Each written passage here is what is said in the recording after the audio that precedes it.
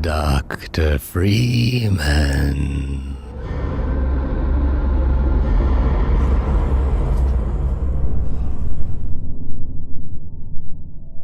Welcome to DF Retro. Today, we're finally taking a look at Half-Life 2, the sequel to the amazing 1998 original game.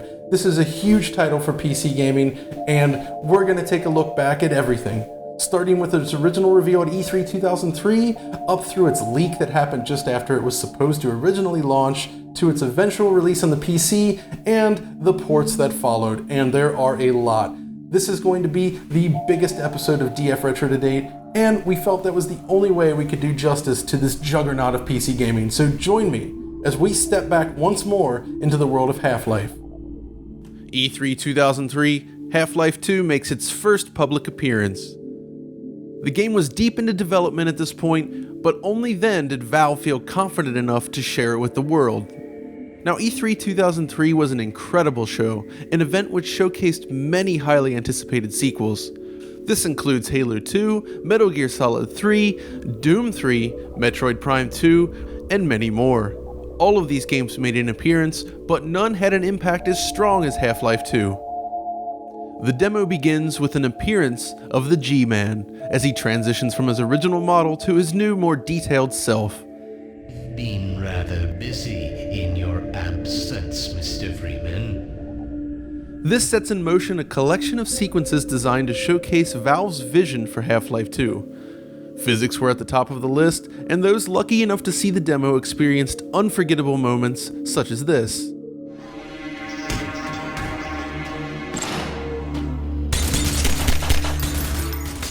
The next generation was upon us, and Half-Life 2 was at the forefront.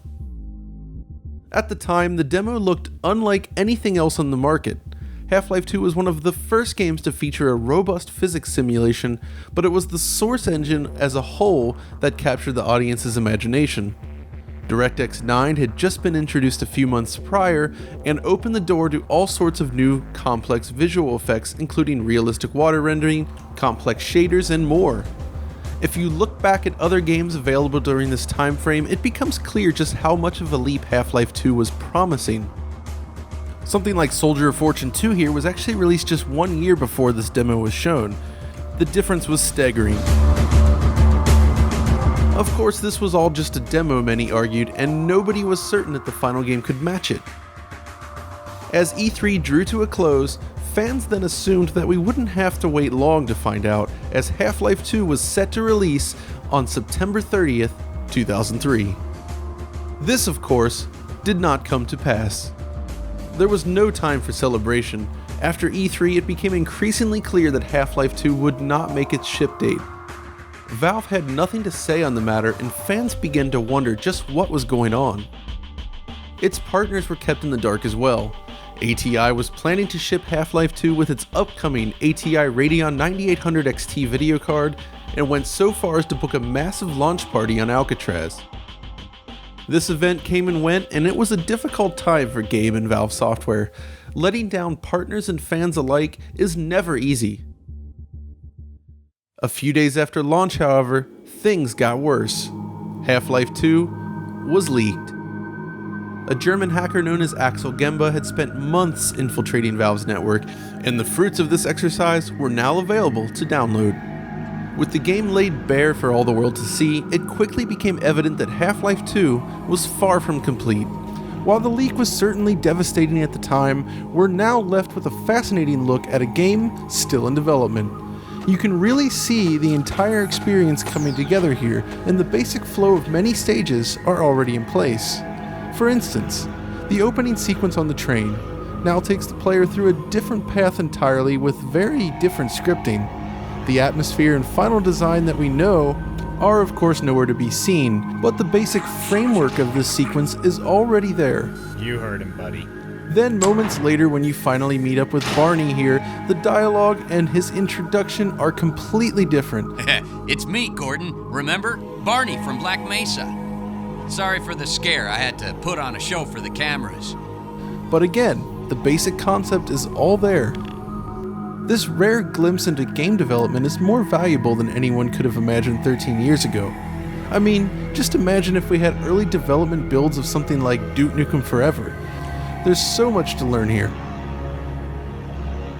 It was a difficult year for Valve following the missed launch, however, but even in the face of pressure, the team eventually reached its goal. Half-Life 2 would be released on November 16th, 2004, more than 13 months after the promised release date. Right from the start, it was clear that the scripting and animation work on display were a significant step up from the competition.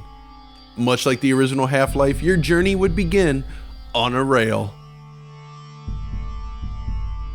As you step from the train car and enter the world of City 17, the thick atmosphere rolls over you.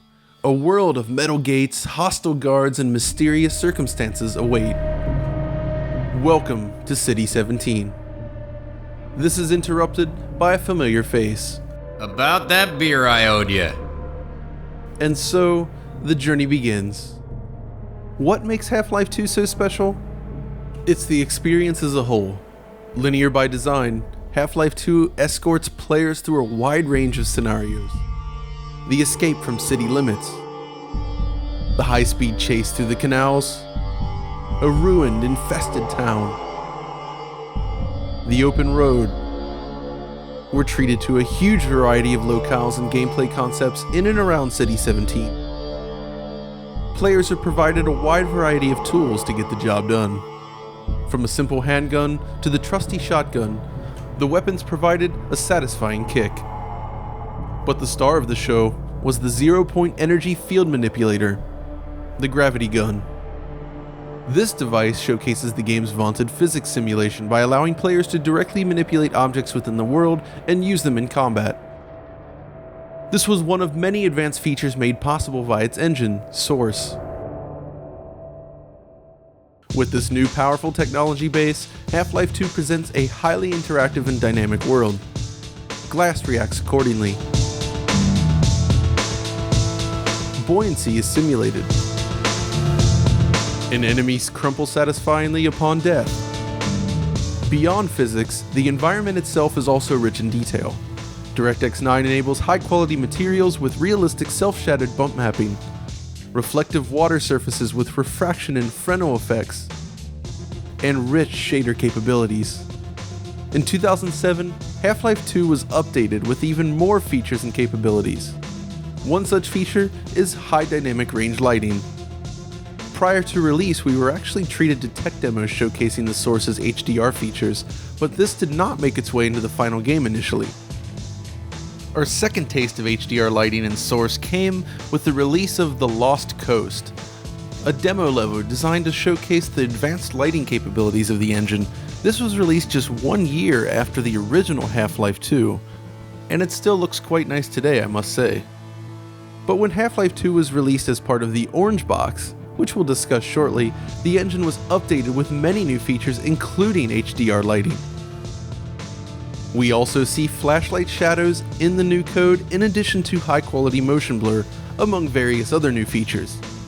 So in order to really understand how the game looked in 2004 versus the new 2007 version, I thought it was only right to build a computer consistent with the hardware of the day. So I put together a Pentium 4 3.6 GHz with the legendary Radeon 9700 Pro, and we went back to City 17 circa 2004. Let's check it out.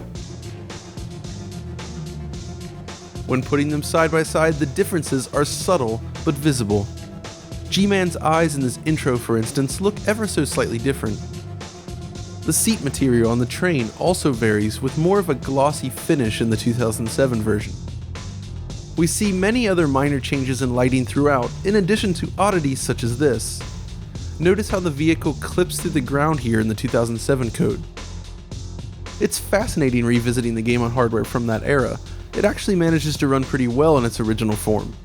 Stuttering and hitching were common complaints if you lacked an appropriate amount of memory, but on this machine with 3 GB of RAM, it's not a real issue. Now we're running at 720p here of course, and even then the frame rate is not completely steady, but it is still very playable. Now beyond these changes from Valve, there are many different ways to mod Half-Life 2, including the cinematic mod and Half-Life 2 update, but we'll touch on those later. For now, it's time to discuss the ports. The first major port of the game was the Xbox version of Half-Life 2. Released the same year as Xbox 360, this version of Half-Life 2, created for the original Xbox, manages to impress.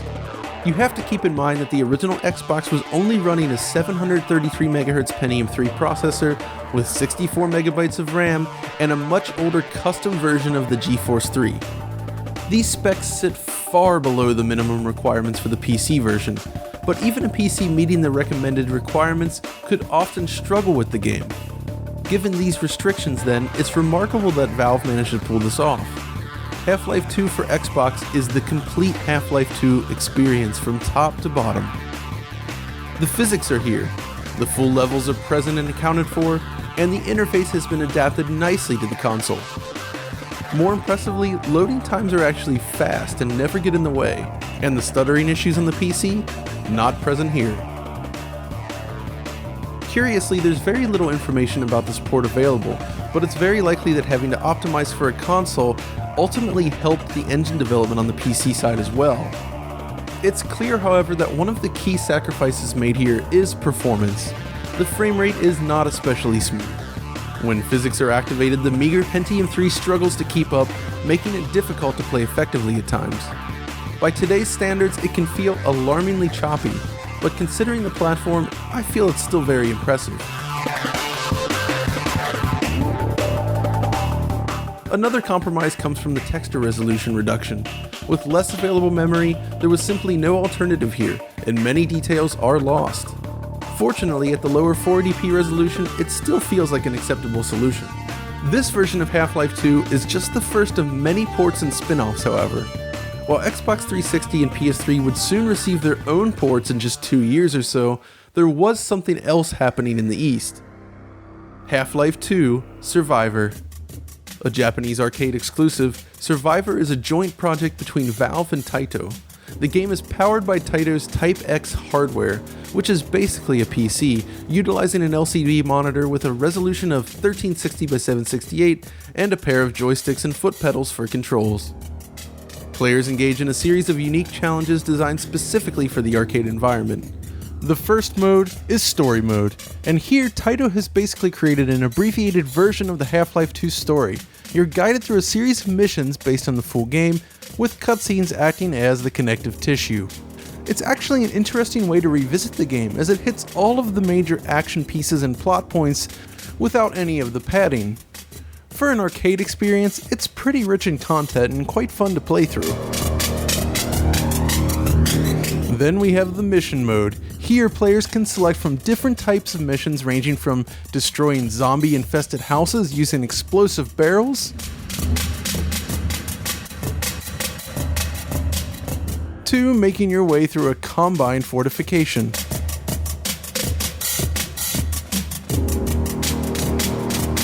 These missions are completely original creations just for the arcade version and are very fast-paced and a lot of fun. Lastly, there is the Combat Mode, which uses the system's networking capabilities to enable actual deathmatch. You can, however, play it with bots. All of these modes offer a number of different selectable classes as well, which does add some depth. As with the Xbox version before it, the arcade game is also based on the older 2004 branch of Source, so the updated visual effects that we see in the orange box are not present here. The game is locked to 768p, but otherwise looks very similar to the original release, save for the massive HUD. With the arcade game running on PC hardware then, we were pleased to discover that some intrepid fans had actually managed to port the game to modern operating systems. That's right, Survivor is available for your PC to play right now. It has its limitations, of course, such as a fixed screen resolution, but it's neat being able to experience this uncommon arcade machine today. But more Half-Life 2 was incoming as Valve was hard at work on new projects. Valve was busy creating a series of episodes designed to continue the story of Half-Life 2. Work also continued on the perpetually delayed Team Fortress 2, in addition to a mysterious new project known as Portal. The first of these projects was revealed as Half-Life 2 Aftermath, but would eventually be renamed to Half-Life 2 Episode 1. This episode offered players an interesting chunk of narrative that focused on Gordon and Alex working together. It was well received at the time and featured some great moments, but it's ultimately considered the weakest of the 3 Half-Life 2 products, which is really saying something considering it's still great. Then, in 2007, Valve released one of the most value-packed games of the era, the Orange Box. Along with a wealth of content on offer, the Orange Box finally showed us what the Xbox 360 and PlayStation 3 could do with the Source engine. Valve handled the 360 version itself internally and the results were mostly solid. Half-Life 2 is now using the updated 2007 codebase, which includes a whole bunch of enhanced visual effects, as I mentioned earlier. Image quality wise, Valve opted for 1280 by 720 with decent anisotropic filtering. There's no sign of MSAA here, unfortunately, so edges aren't always as clean as they could be. The design of the assets really helps avoid aliasing, however, so it's really not a huge problem here. But then we have performance, and things aren't quite as stable as I had anticipated. The game mostly manages to deliver 30 frames per second, but it does suffer from 2 main issues. The first issue pops up with lots of action. When facing explosions or physics, the frame rate can momentarily drop, which isn't unexpected here and not a huge problem. The real issue here is actually frame pacing. In 2007, this type of issue wasn't really well understood yet, and only looking back on it in 2016 is it clear why there were some frame rate inconsistencies happening with this version of the game. We see a lot of frame time spikes up to 16 milliseconds or down to 50 milliseconds, and it does have an impact on fluidity. So while the experience is mostly 30 frames per second, it doesn't always feel quite as smooth as it should. When looking back at these console ports, however, it's the 360 version that is generally viewed as the better of the two. The PlayStation 3 version has a pretty bad reputation. Part of this is due to the fact that Valve opted to outsource the project to a team within Electronic Arts. The early days of PS3 development were difficult for everyone, and porting Source to Sony's last generation machine could not have been easy. Now, until the last couple of weeks, I did not previously own a copy of this version of the game. But after finally getting my hands on it, I have to say the results are rather surprising. No, the PS3 version does not run as well as the Xbox 360 version. It definitely drops below 30 FPS more than we'd like. But it does feature perfect frame pacing, which means that when it does hold 30 FPS, it actually manages to feel a lot smoother. Putting them side by side, the results are fascinating to see. Greater drops on PS3, but increased consistency outside of those areas. Still, when it comes to overall performance, there's little doubt that the 360 version has the edge here, particularly when we look at the Orange Box as a whole. Episode 2, for instance, does not run very well on the PS3, but is pretty smooth on Xbox 360. There's also a matter of loading. Load times are not a huge problem here, but they are definitely faster on Xbox 360, even when running from the disc. When you die on PS3, the amount of time spent waiting is definitely frustrating in comparison to Microsoft's console. Image quality is also interesting and surprising here. The PlayStation 3 version actually uses some sort of edge filter or perhaps even a form of quincunx anti-aliasing. So while the visuals are cleaner than on Xbox 360, this does come at the expense of clarity. The game is blurrier on PlayStation 3. If I had to pick one of these versions to play then, I would definitely go with the Xbox 360 version, but after hearing so much about the PlayStation 3 version, I was thrilled to finally get my hands on it and see that it wasn't quite as bad as I had been led to believe. But there's an even newer port of Half-Life 2 available right now. Half-Life 2 for the NVIDIA Shield Android TV. That's right, it's an Android version of Half-Life 2. Surprisingly, it's not bad. It runs at 1080p and looks better than any other non-PC port before it. But of course, we have performance, and that's where we start to see problems. As you can see, the game runs with an uncapped frame rate. It does come close to holding 60 frames per second in many instances, true, but it's just as likely to come tumbling down.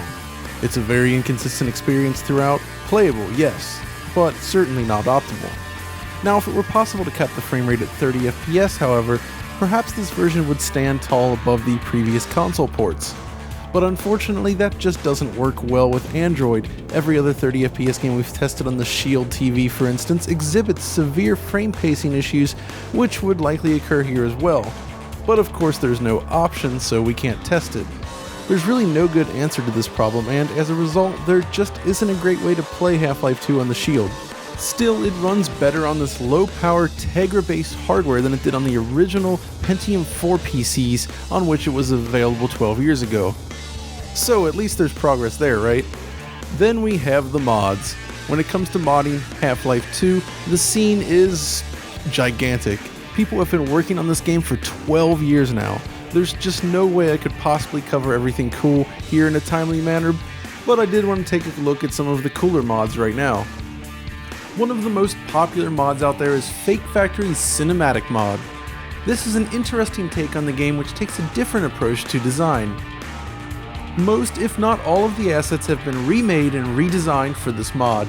There are many ways to tweak the visuals to your liking, of course, but you can expect a darker looking game all around with a focus on soft lighting, lots of blur, and truckfuls of debris.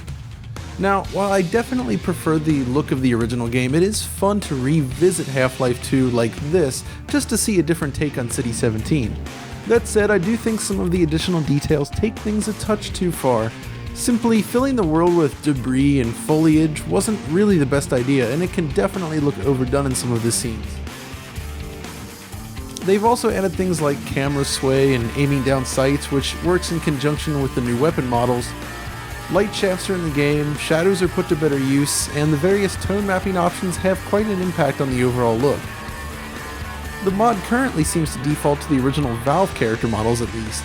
You can customize them using the Character Pimper option, which is something I'm not really a fan of at all. Yeah, no thanks. Then there's another mod out there known as Half-Life 2 Update. This community-made update focuses on maintaining the original look and feel of Half-Life 2 while making smart changes to the visual design while still offering a more detailed experience. You can see this with increased distant detail in many areas, improved shadows, and much more. It's often very subtle, but I love the changes overall and really enjoyed playing through this mod. I highly recommend you check this one out. One more neat thing I ran across. This isn't actually a mod or really even a game at all, but an artist by the name of Liam Tart went ahead and created a small portion of the apartment building in Unreal Engine 4.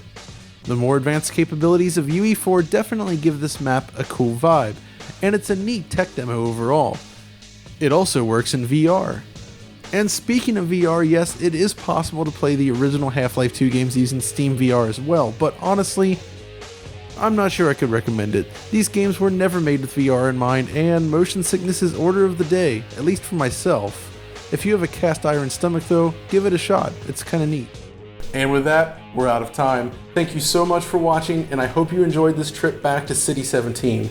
What do you guys think of Half-Life 2? And do you still like to play it today? If so, which version? Be sure to let me know in the comments. And if you enjoyed this video, be sure to like and subscribe. It definitely helps us a lot. And until next time, stay retro. On the next episode of DF Retro.